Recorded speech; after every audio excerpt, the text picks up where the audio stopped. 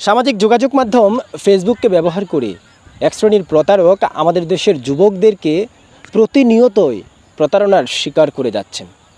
একজন যুবকের দেওয়া সাক্ষাৎকার অনুযায়ী আপনাদেরকে আজ আমি জানাবো যে কিভাবে ওই সুন্দরী সুন্দরী নারীরা এই যুবকদেরকে প্রতারণার শিকার করছেন।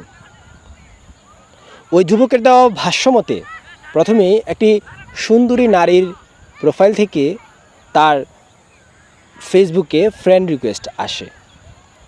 ফ্রেন্ড রিকোয়েস্ট আসার পর সে তাকে অ্যাকসেপ্ট করে।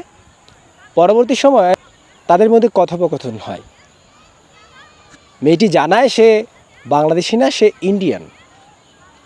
তারপর এক কথা দু কথা পর মেয়েটি তাকে প্রথমে প্রস্তাবনা করে যেন ভিডিও কলে আসে।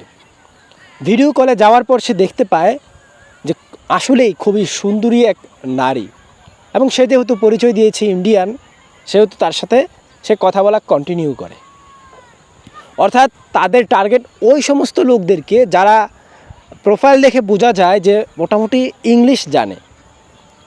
তারপর তারা ইংলিশে কথোপকথন এবং ভিডিও কল একবার দুবার। পরবর্তী সময় ওই যুবকের দেওয়া তথ্য মতে বা তার ভাষ্য মতে ওই মেয়েটি তাকে বলে মানে ওয়াশরুম বা বাথরুমে যাওয়ার জন্য। একসময় কথা বলতে বলতে হয়তো উত্তেজনাবশত সে বাথরুম বা ওয়াশরুম যায়। মেয়েটিও তার যে এই ভিডিও কলে অর্থাৎ তার শরীরে যে পোশাক, সে পোশাক সে এক পর্যায়ে খুলে ফেলে। একদম উলঙ্গ অবস্থায় তার শরীর সে দেখাতে থাকে। পরবর্তী সেও উত্তেজনাকে রোধ করতে না পেরে সেও তার নিজের পোশাক খুলে ফেলে। তারা দুজন ভিডিও কলের মাধ্যমে যখন একে অপরকে মানে আনন্দ নিচ্ছিল ভিডিও কলের মাধ্যমে, তারপরই দেখা গেল তাদের কথা শেষ। পরবর্তী সময়ে 1 ঘন্টা বা আধা ঘন্টা পর এই যে ভিডিও কলে তারা কথা বলল, এই স্ক্রিনটা ওই মেয়েটা সে রেকর্ড করে রেখেছিল এবং ওই রেকর্ডটা ওই যুবককে পাঠায়। পাঠানোর পর সে এটা দেখার পর তার মাথা পুরো হ্যাং হয়ে যাওয়ার অবস্থা। পরবর্তী সময়ে ওই মেয়েটা, যে মেয়েটা তাকে ইংলিশে মেসেজ করতো, তাকে বাংলায় মেসেজ করে। সে যদি তার সাথে কন্ট্রাক্ট না করে, অর্থাৎ মানে একটা সমঝোতা না করে, তাহলে সে এই ভিডিওটি সামাজিক যোগাযোগ মাধ্যম ফেসবুক, ইউটিউব, ইনস্টাগ্রাম সহ টিকটক সহ বিভিন্ন জায়গায় ছেড়ে ভাইরাল করে দেবে। ওই যুবক যেহেতু সে হাই প্রোফাইলের এবং সামাজিক সোশ্যাল মানুষ, সে পুরো টেনশনে পড়ে যায়, চিন্তায় পড়ে যায় যে সে কি করবে।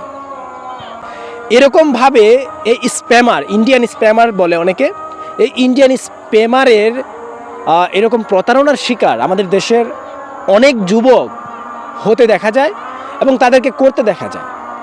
যার ফলশ্রুতিতে দেখা যায় এই যে তারা যে উলঙ্গ ভিডিওটা করে, ওই উলঙ্গ ভিডিওটাকে পুঁজি করে এরকম বলে যে তাদের ফেসবুকের যত ফ্রেন্ড আছে, অর্থাৎ যে যুবকটা তার সাথে কথা বলেছে তার যে ফ্রেন্ড লিস্ট ছিল, ওই ফ্রেন্ড লিস্টের যে বন্ধুগুলো ছিল, ওই মিউচুয়াল ফ্রেন্ডদেরকে সে পাঠানোর একটা স্ক্রিনশট দেখিয়ে এই যে পাঠাচ্ছি, নয়তো টাকা দাও। অনেকে টাকা দেয়, কিন্তু যে টাকা দিচ্ছে একবার টাকা দেওয়ার পর আবারও টাকা চাচ্ছে। দেখা গেল তার কাছ থেকে সে প্রতিনিয়ত এভাবে মানসিকভাবে একটা যন্ত্রণার মুখে তাকে রাখছে।